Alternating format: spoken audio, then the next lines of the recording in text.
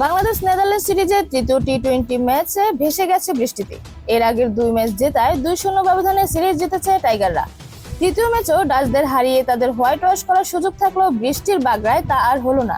এই নিয়ে অধিনায়ক হিসেবে টানা 3টি সিরিজ জিতলেন লিটন দাস। এর আগে শ্রীলঙ্কা এবং পাকিস্তান সিরিজে 2-1 ব্যবধানে জেতার পর এবার ডাচদের বিপক্ষে 2-0 ব্যবধানে জয়। অধিনায়কত্ব কি উপভোগ করেছেন লিটন দাস?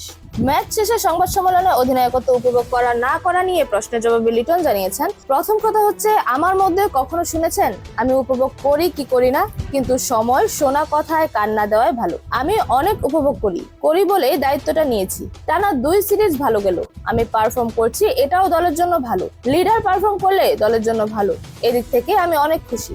এশিয়া কাপ নিয়ে প্রত্যাশা প্রসঙ্গে লিটন জানান, এশিয়া কাপে ভালো ক্রিকেট খেলতে চাই, এর উপরে কিছু নেই। ভালো ক্রিকেট খেললে আপনি জিতবেন। 3 ম্যাচের টি-20 সিরিজের প্রথম 2 ম্যাচে জিতেছিল বাংলাদেশ। সিরিজটা শেষমেশ 2-0 ব্যবধানেই জিতেছে টাইগাররা।